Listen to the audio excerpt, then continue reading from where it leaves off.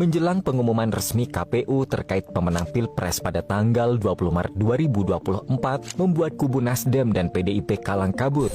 Narasi hak angket yang digaungkan mendadak tenggelam, tak satupun partai non-koalisi TKN yang mau bergerak merealisasikan hal tersebut.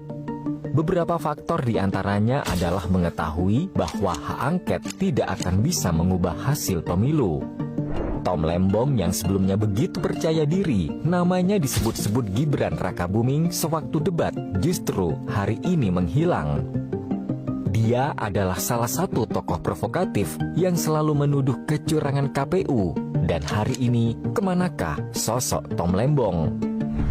Benarkah tak mau merugi bayar biaya kampanye Anies hingga melarikan diri ke negeri Paman Sam? Living daripada Anda berbohong kepada publik yang menurut satu karakter yang nggak bagus. Jadi saya nggak ngerti bagaimana Tom Lembong memberikan statement seperti ini. Bagaimana Anda memberikan advis bohong kepada calon pemimpin yang Anda dukung? Saya sedih lihat Anda di situ. Tom Lembong merupakan mantan Menteri Perdagangan Indonesia di Kabinet Jokowi.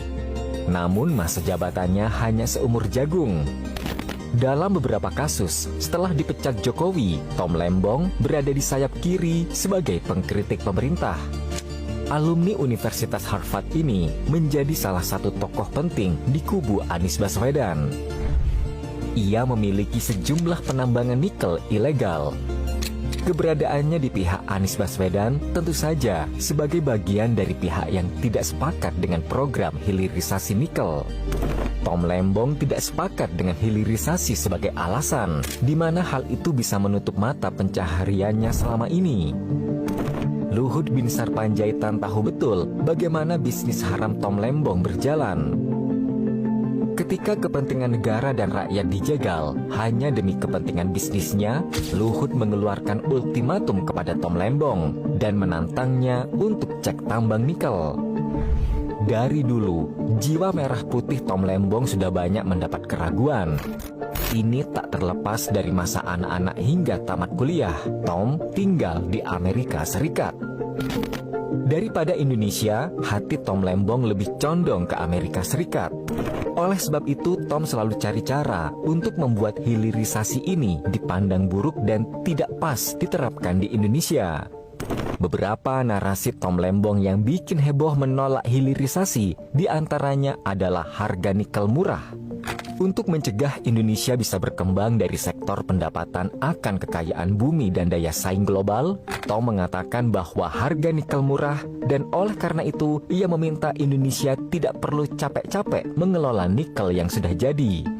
Mending nikel mentahnya langsung diekspor karena selisih harganya tidak terlalu jauh. Ucapan Tom ini langsung disanggah oleh Luhut Panjaitan.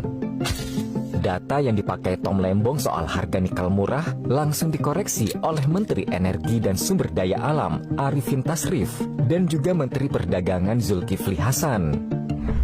Dari data 10 tahun terakhir, 2014 hingga 2024, harga nikel setelah hilirisasi naik dari $12.000 per ton menjadi $15.000 per tonnya. Waktu ekspor bahan mentah, kita setahun itu hanya dapat kira-kira 2,1 billion US dollar. Artinya kurang lebih hanya 32 triliun. Begitu dihilirisasi, diindustrialisasi menjadi 33,8 billion US dollar. Dari 32 triliun menjadi 510 triliun kurang lebih. Lompatannya berapa kali? Ada yang menyampaikan ke saya, Pak, terus negara dapat apa? Itu yang dapatkan perusahaan untungnya. Jangan lupa, waktu mengekspor bahan mentah, kita itu memungut royalti, pajak, penerimaan negara bukan pajak, pajak perusahaan, pajak karyawan.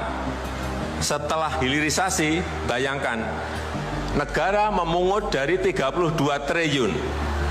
Setelah hilirisasi, negara memungut dari 510 triliun. Pilih mana? Menjelang pengumuman resmi KPU terkait pemenang Pilpres pada tanggal